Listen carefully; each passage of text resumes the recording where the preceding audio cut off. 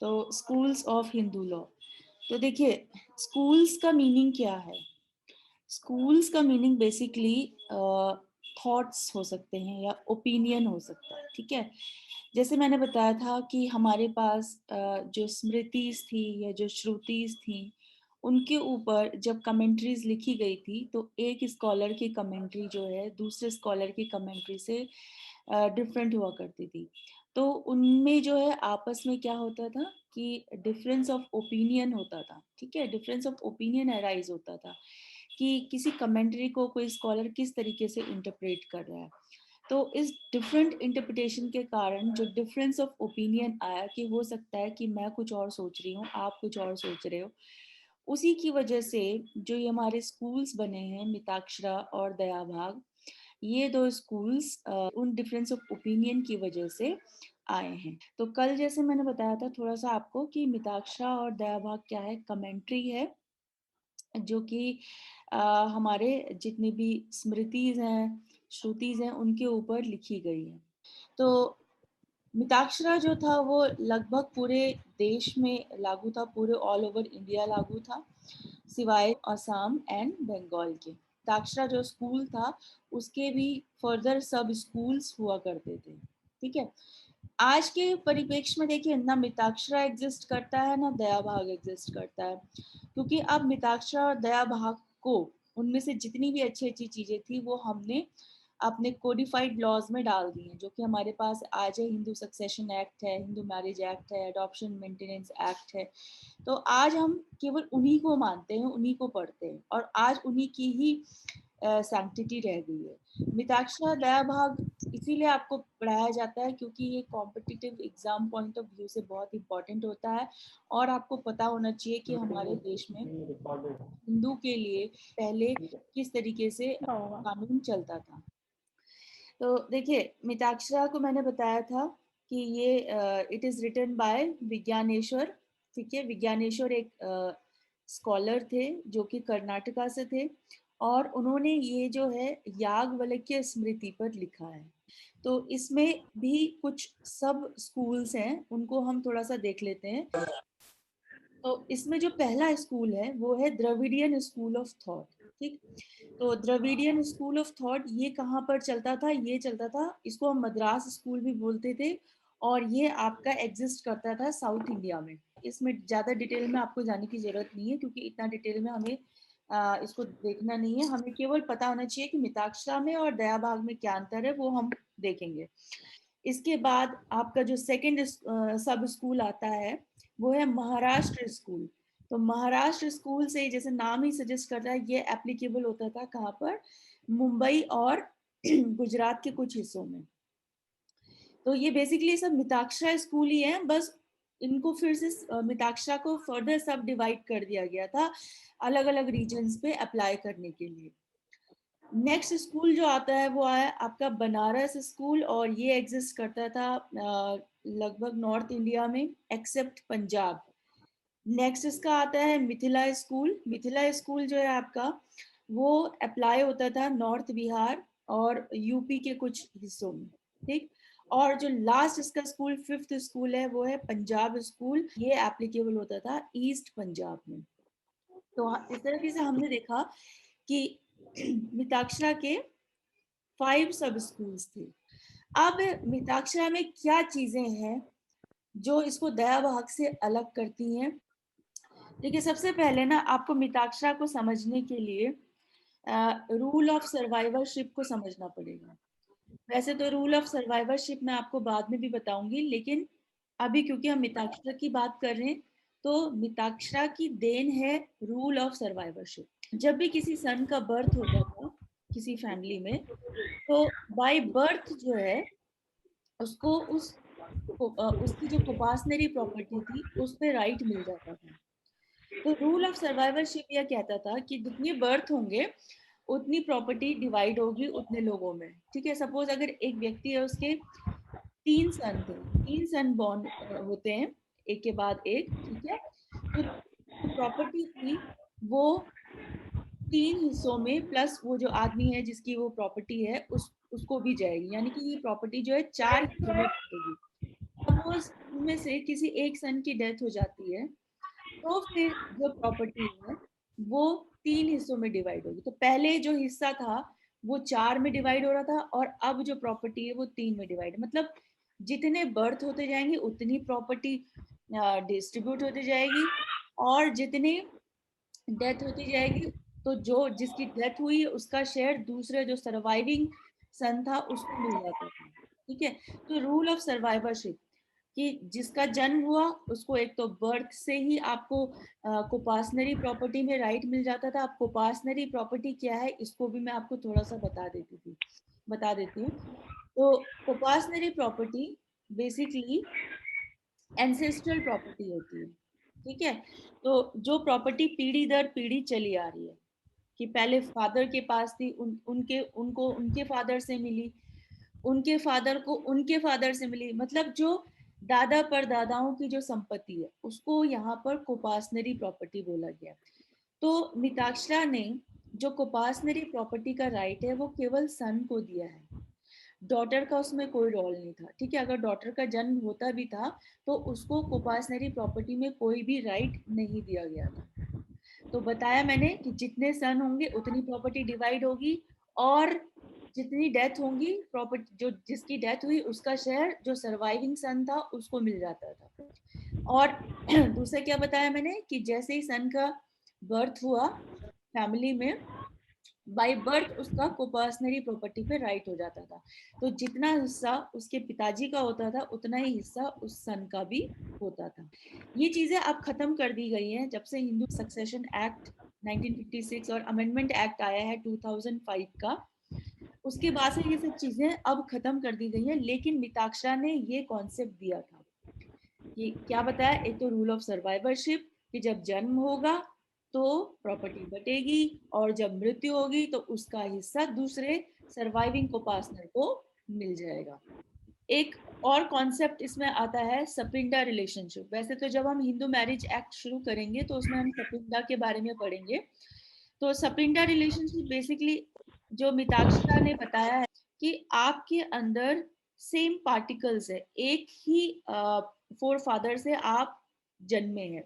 तो कुछ रिलेशनशिप जो हमारे हिंदू मैरिज एक्ट में प्रोहिबिट किए गए हैं शादी करने से, कि आपस में जो सपिंडा होते हैं उनको आपस में शादी करना अलाउड नहीं होता है as per Hindu marriage act. ठीक है, जब हम हिंदू मैरिज एक्ट पढ़ेंगे तो उसमें हम इसके बारे में डिटेल पढ़ेंगे कि सपिंडा रिलेशनशिप में कौन कौन लोग आ जाते हैं। तो सपिंडा में आप अभी के लिए ये ध्यान रखिए कि मदर की साइड से 3 डिग्री असेंट और फादर की साइड से 5 डिग्री असेंट, इस पूरे पर्सपेक्टिव में जो फॉल करता है उनको हम सपिंडा रिलेशनशिप बोलते हैं।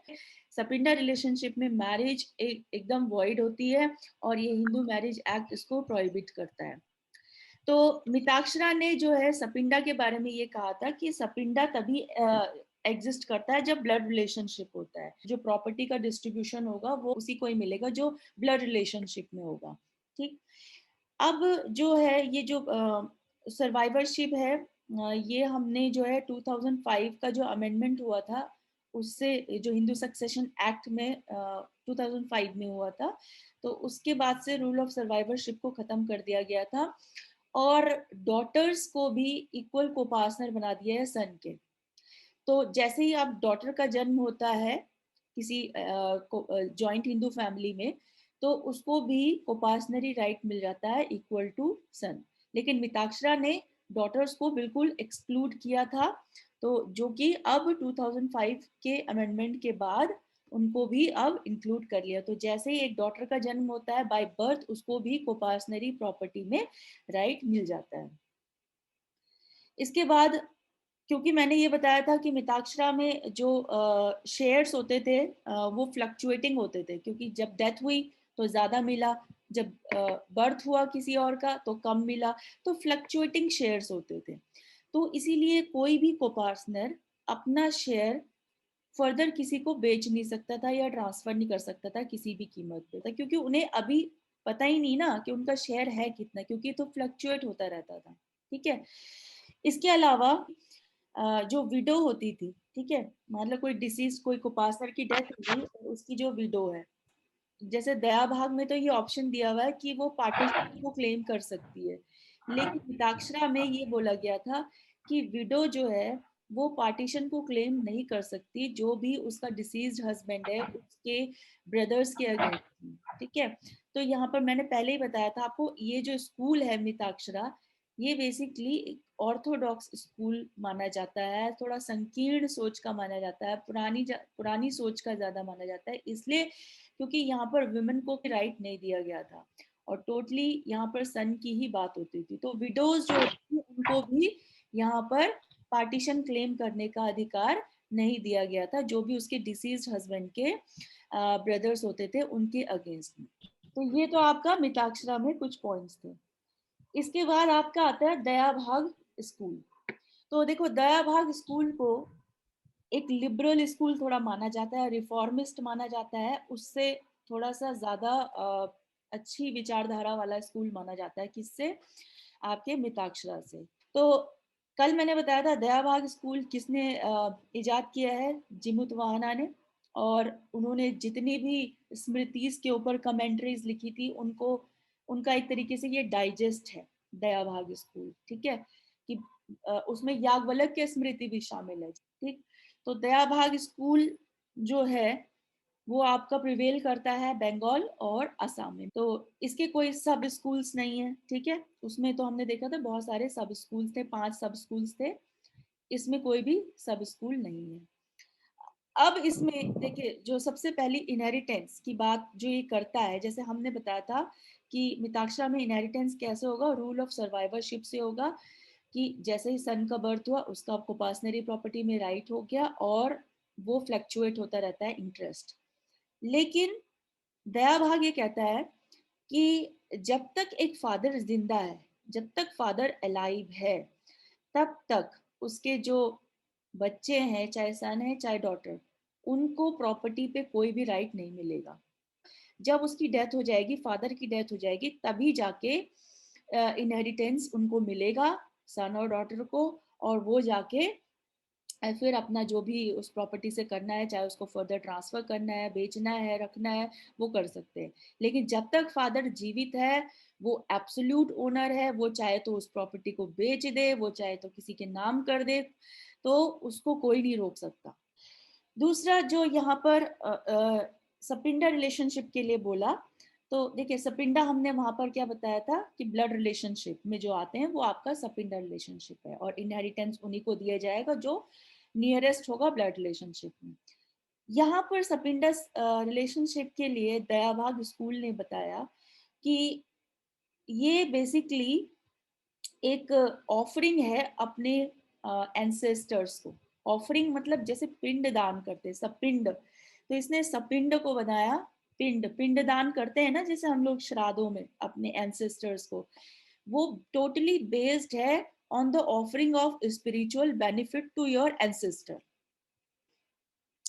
तो इसमें ये बताया गया कि सपिंडा रिलेशनशिप एक तो क्या है कि एक पिंड है जो हम ऑफरिंग में देते हैं अपने एंसेस्टर्स को। इसके बाद जैसे फादर की डेथ हुई तो सन का या जो भी डॉटर है उनको डेफिनेट शेयर मिल गए, अपने अपने शेयर मिल गए। तो एक तरीके से ये क्या हो गई, टीनेंसी इन कॉमन हो गई। ठीक है, तो जब जो सन है या जो डॉटर है वो फर्दर क्या कर सकते हैं, अपने अपने शेयर को बेच सकते हैं, ट्रांसफर कर सकते हैं। तो कह सकते हैं कि इसमें जो कुपासनर हैं उनको उनका जो शेयर है वो डेफिनेट है, निर्धारित है, क्योंकि यहाँ पर जब तक तो फादर जीवित है तब तक तो उसी के पास रहेगा, लेकिन जैसे उसकी डेथ हुई तो उसका इनहेरिटेंस जाएगा सन डॉटर को, उसके बाद उनका शेयर डेफिनेट हो जाएगा और वो अपने शेयर को फर्दर ट्रांसफर कर सकते हैं। इसके अलावा विडो के लिए भी इन्होंने बताया है कि जो कोई व्यक्ति की डेथ हो गई तो उसकी जो विडो है वो पार्टीशन क्लेम कर सकती है। वहां पर हमने बताया था मिताक्षरा में कि पार्टीशन क्लेम नहीं हो सकता। ठीक है, उस जो भी उसके ब्रदर्स होंगे उनके अगेंस्ट में पार्टीशन क्लेम नहीं किया जा सकता। लेकिन यहाँ पर विडो जो है वो अपने हस्बैंड के शेयर का पार्टीशन क्लेम कर सकती है उसके भाइयों के अगेंस्ट में। ठीक है, तो ये आपका मिताक्षरा और दया भाग का थोड़ा कॉन्सेप्ट था।